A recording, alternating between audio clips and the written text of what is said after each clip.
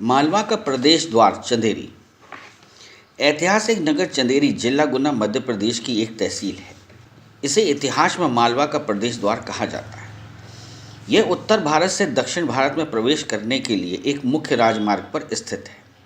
जैन, बौद्ध और हिंदू पुराणों में इसके नाम का चेदी जनपद के रूप में वर्णन मिलता है।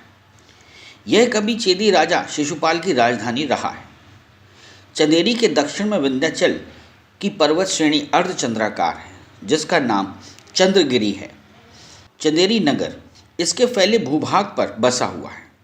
यही कारण है कि इसका नाम चंदेरी पड़ा। यह कुछ काल के लिए चंदेलों की राजधानी भी रहा है। उस समय इसे चंदेली कहा जाता था, जो बाद में चंदेरी कहा जाने लगा। चंदेरी की स्थापना संभवतया 10वीं या 11वीं शताब्दी में किसी समय में हुई थी। इसके संस्थापक प्रतिहार वंशी महाराजा कीर्तिपाल थे। उनके द्वारा ही किला, कीर्ति नारायण मंदिर, कीरत सागर, परमेश्वरा ताल आदि का निर्माण कराया गया था, जो कि आज भी अपनी ऐतिहासिक गाथा के साक्ष्य के रूप में विद्यमान है। चंदेरी सामरिक दृष्टि से अत्यंत महत्वपूर्ण रही है, अतः हर बादशाह ने चंदेरी पर अपना आधिपत्य जमाया।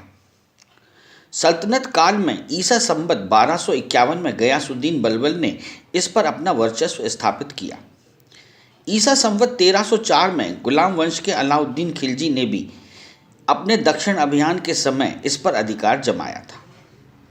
ईसा संवत 1428 में मालवा के सुल्तान महमूद शाह प्रथम ने इसके महत्व को समझा और इसे जीतकर अपने राज्य का एक अंग बना लिया। मालवा के सुल्तानों का इस पर ईसा संवत 1520 तक शासन रहा। इसके बाद ईसा संवत 1520 से ईसा संवत 1528 तक महाराजा मेदिनी राय का यहाँ शासन कायम रहा। इसके बाद मुगल साम्राज्य के संस्थापक बाबर ने मेदिनी राय को हराकर ईसा संवत 28 जनवरी 1520 को इस पर अपना अधिकार जमा लिया। बाबर की मृत्यु के बाद अस्थिरता का लाभ उठाकर रायसेन के एक सरदार भैया पूरनमल ने चंदेरी को अपने कब्जे में ले लिया। इसका शासन ईसा संवत 1540 तक चलता रहा। ईसा संवत 1540 में शेरशाह सूरी ने पूरनमल का कत्ल कराकर अपना अधिकार स्थापित कर लिया। कुछ समय बाद ईसा संवत 1561 में सम्राट अकबर ने मालवा के शासक बाज बहादुर को परास्त कर चंदेरी को अपने राज्य में मिला लिया। सम्राट जहांगीर ने बुंदेलों की सेवाओं से प्रसन्न होकर उन्हें ईसा संवत 1612 में पुरस्कार के रूप में चंदेरी भेंट की थी। चंदेरी में बुंदेलों का शासन ईसा संवत 1612 से लेकर ईसा संवत 1857 तक चलता रहा। फिर ईसा संवत 1857 में चंदेरी पर अंग्रेजी हुकूमत ने कब्जा कर लिया, जो कि ईसा संवत 1860 तक चलता रहा। पनिहार समझौता के अनुसार सिंधिया वंश को चंदेरी प्राप्त हुई। सिंधिया का शासन ईसा संवत 1860 से लेकर ईसा संवत 1947 तक चलता रहा।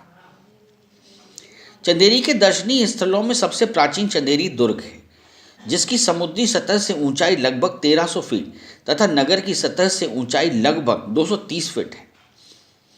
इसका निर्माण चंदेरी के संस्थापक महाराजा कीर्तिपाल ने कराया था।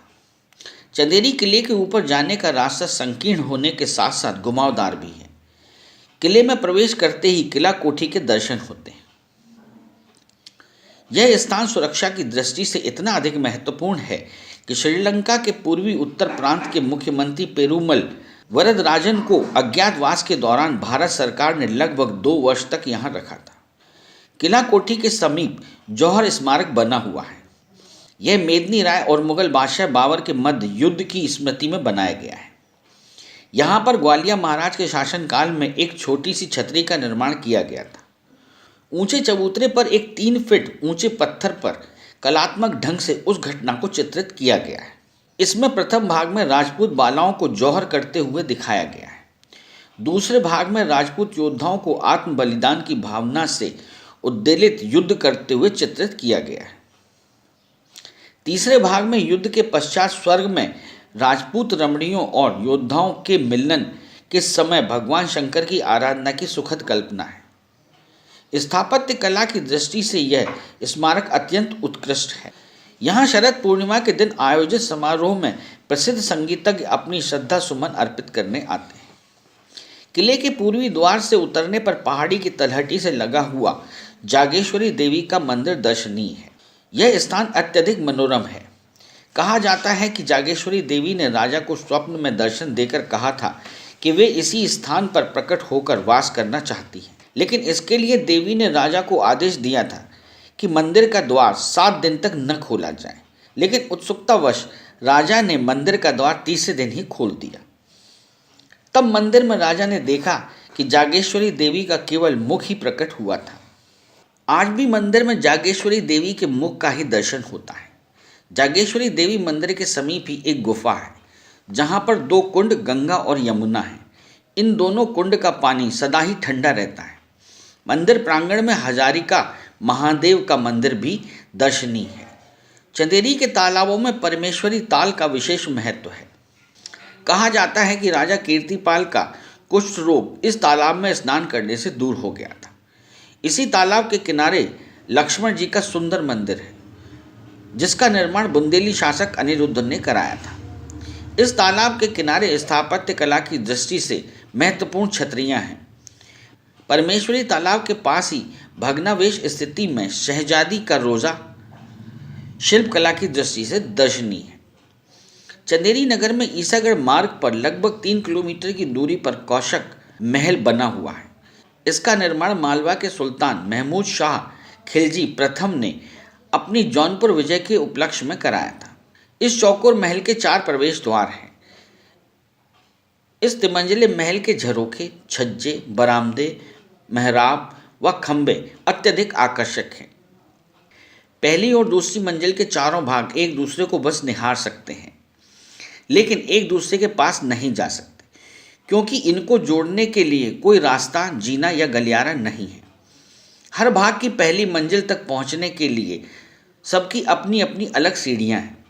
इस महल की यही विशेषता है।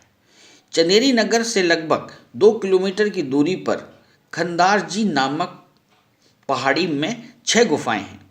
इन गुफाओं में पत्थर को काट कर जैन मूर्तियां बनाई गई हैं। गुफा नंबर 2 में तीर्थंकर आदिनाथ स्वामी की एक 25 फीट ऊंची प्रतिमा बनाई गई है। इस गुफा का निर्माण 13वीं या 17वीं शताब्दी के लगभग का है। चंदेरी के दक्षिण में 10 किलोमीटर की दूरी पर रामनगर सड़क पर एक पहाड़ को काटकर एक विशाल दरवाजा बनाया गया है, जिसे कटी घाटी के नाम से जाना जाता है। इसका निर्माण मांडू के सुल्तान ग्यास शाह ने राज्यकाल में तत्कालीन चंदेरी के राज्यपाल जीमन खां विनशेर खां ने इसे बनवाया था। यह 192 फीट लंबी, 39 फीट चौड़ी तथा 30 फीट ऊंची पहाड़ी को चट्टान से काटकर बनाया गया है। इसके बीच में एक प्रवेश द्वार है। इसके गुर्जों को भी पत्थर को काटकर बनाया गया था। दरवाजे के ऊपर संस्कृत और फारसी में 2 शिलालेख अंकित हैं। इसका निर्माण 1490 ईसा में हुआ था। यह छेनी हथौड़ों से काटकर बनाई गई थी। चंदेरी के दक्षिण में 3 किलोमीटर की दूरी पर रामनगर महल बना हुआ है। यह पुरनिया तालाब के किनारे रमणीक वातावरण के मध्य स्थित है। इसका निर्माण दुर्जन सिंह ने कराया था। चंदेरी में स्थित जामा मस्जिद का निर्माण 15वीं शताब्दी में हुआ था। यह एक भव्य इमारत है। मस्जिद के ऊपर 3 विशाल गुंबद इसकी ऐतिहासिक गाथा के साक्षी हैं। वास्तव में यह मस्जिद वास्तुकला का एक सशक्त उदाहरण है। जामा मस्जिद के पास ही बादल महल बना है। यह 2 गुर्जों के बीच एक मेहराबदार द्वार है। यद्यपि इसके पास कोई महल नहीं है। हाँ, थोड़ी दूरी पर चलकर एक महल खंडर अवस्था में है। इसका निर्माण संभवतया 15वीं शताब्दी के आसपास का है। चंदेरी स्थित मोहल्ला मैदान गली में निजामुद्दीन परिवार का मकबरा शिल्पकला की दृष्टि से दर्शनीय है। यहाँ पत्थरों की जालियों पर बहुत बारीक नक्काशी की गई है। जैन मतावलंबियों के 24 जैन मंदिर चंदेरी में स्थित है। यह मंदिर 2 भागों में है। पहला भाग बड़ा जैन मंदिर कहलाता है, जिसका निर्माण 13वीं शताब्दी में हुआ था। जैन मंदिर के दूसरे भाग को 24 मंदिर के नाम से जाना जाता है। इसके अंदर 24 तीर्थंकर की एक ही आकार में हरे, श्वेत, लाल, काले संगमरमरों की पाषाण शिलाओं को तराश कर उनके मूलाधार पर अत्यंत जीवंत मूर्तियां बनाई गई हैं। मंदिर में एक ग्रंथालय भी है, जिसमें संस्कृत, पाली, प्राकृत, बंगला हिंदी भाषा की सैकड़ों धार्मिक पुस्तकों का संकलन है। चंदेरी की उत्तरी दिशा में लगभग 6 किलोमीटर की दूरी पर सिंहपुर महल एक ऊंची पहाड़ी पर बना है। इसका निर्माण 17वीं शताब्दी में बुंदेला नरेश महाराजा देवी सिंह ने कराया था। सिंह महल प्राकृतिक सौंदर्य सुषमा से भरपूर मनोरम स्थान है। वर्तमान में महल को पुरातत्व संग्रहालय के रूप में परिवर्तित कर दिया गया है। चंदेरी का हस्तकला वस्त्र उद्योग देश में ही नहीं वरन विदेशों में भी प्रसिद्ध है। यहाँ के कुशल कारीगरों द्वारा निर्मित विविध डिजाइनों एवं खूबसूरत रंगों की हल्की पारदर्शी साड़ियाँ अत्यंत लोकप्रिय हैं। चंदेरी दिल्ली मुंबई उत्तर मध्य रेलवे मार्ग पर स्थित ललितपुर से 38 किलोमीटर की दूरी पर स्थित है। ललितपुर से चंदेरी के लिए सड़क मार्ग द्वारा जाना पड़ता है। ललितपुर से चंदेरी जाने के लिए समुचित बसें, टैक्सियां आदि उपलब्ध रहती हैं। इसके अलावा बीना कोटा रेल मार्ग पर स्थित मुंगावली स्टेशन पर उतरकर भी चंदेरी सड़क यातायात द्वारा जाया जा सकता है। मुंगावली से चंदेरी 39 किलोमीटर की दूरी पर स्थित है। चंदेरी में पर्यटकों के ठहरने के लिए लॉज, होटल, सरकारी विश्राम गृह तथा धर्मशालाएं आदि उपलब्ध हैं। यदि आप अपना टैलेंट बंजारा बीट्स के साथ शेयर करना चाहते हैं तो 2 से 3 मिनट का वीडियो हॉरिजॉन्टल में बनाकर इन नंबरों पर भेजें।